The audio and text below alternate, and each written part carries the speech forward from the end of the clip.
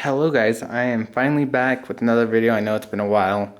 I've been sucking at editing videos lately, but I have my T100 in here tonight, and you know I've had this thing for a little while now. Say hello to my dog, but it's gonna get completely restored back to how it should be when it was first built. It's been sitting for a while, so the paint's done perfect condition and needs some fixing. So I've already got my paint quote to fix the shaved doors, everything, just to get everything back to where it needs to be. Fix a couple little dents in it, repaint. So that's all gonna get done, and I'm also gonna be carpeting the bed, inside the bed, and durability wise, I just am replacing the shocks and all that stuff. So you'll see all that in videos. But I've already replaced the front shocks. I went with some Beltex Nitro drop shocks for the front, which kind of a pain because they are very wide, so it's hard to get them to fit. But I got them to fit, and they're on there, and I didn't make a video on it because I was being lazy. But for the rear, I'll show you guys what I got. As you can see, these are Monroes. Got some airline, some fittings. Nice. Okay guys, these are Monroe airshocks. They are part number MA704. They have a lot of different part numbers. You just need to measure what you currently have, and then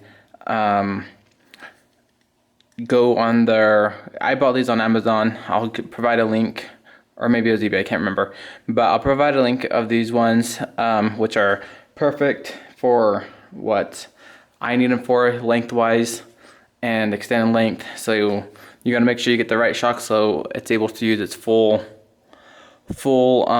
length. Like, you're not gonna bottom out or you're not gonna overextend.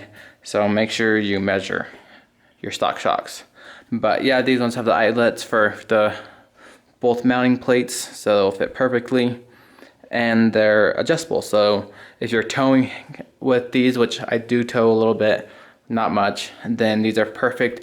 Or if you just want to raise it up a little bit, then these are also perfect for that, or lower. So you just have some adjustability. But they're really made for if you're hauling heavy, or I don't know, they're just nice to have the adjustability, and they're very good price. So I think I paid like $75 for a set of these for the rears. And so we're gonna get these put on. Obviously, it's not bad to do at all. I'll show you. And they actually already have air shocks, but they're old, so I just need to get them. So I'm replacing them. They're leaking, as you can see right there. And those ones were painted purple to match everything else. But I'm gonna jack this thing up and show you how easy it is to install these. So grab your 14mm.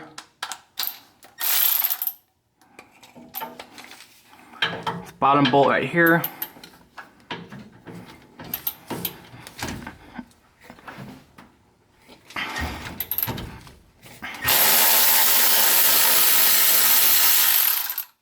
Easy enough.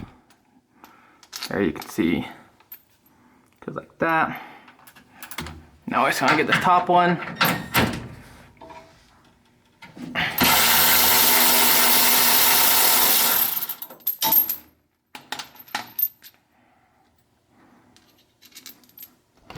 You guys can't see that. It's up there. And since these are already air shocks, leaking badly because they're really old, they're like 20 years old. So pull the air out of them.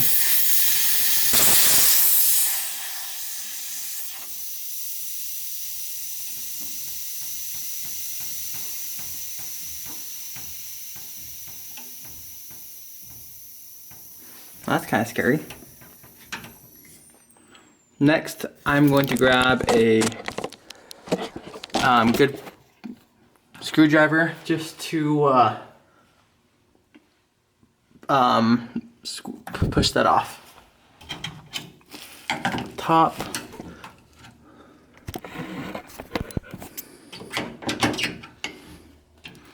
And then down here.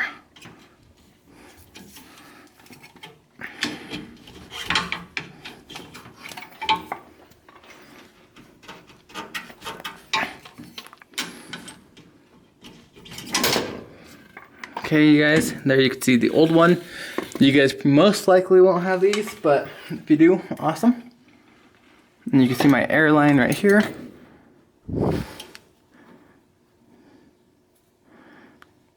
And then mine just ran to the fender well, which I'll show you guys. Which look how old that gasket is. This gasket is like 20 years old, so I'm gonna replace that too. Which I'll do right now. So I just put a little bit of white lithium grease in there, not a lot. Slide that on. Extend that.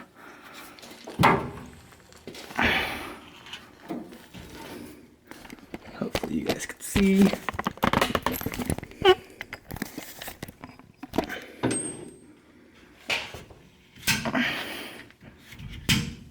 Okay.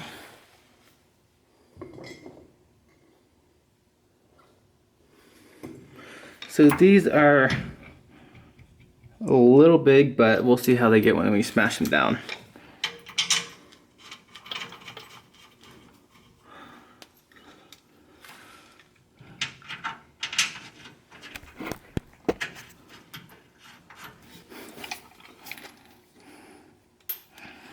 Don't forget to screw on your air hose. Oops.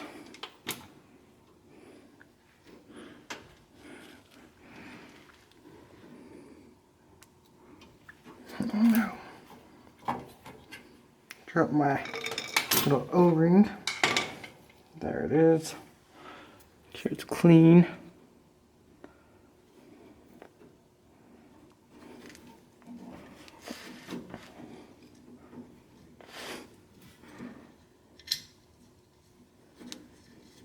And you just want to unscrew in this line into the shock, and you just want to make sure it's semi-tight.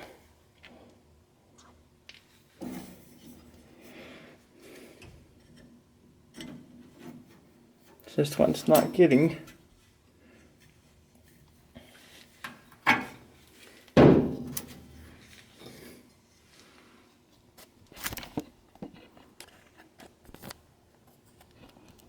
Okay, and this is with the air shocks, have all the air let out of them.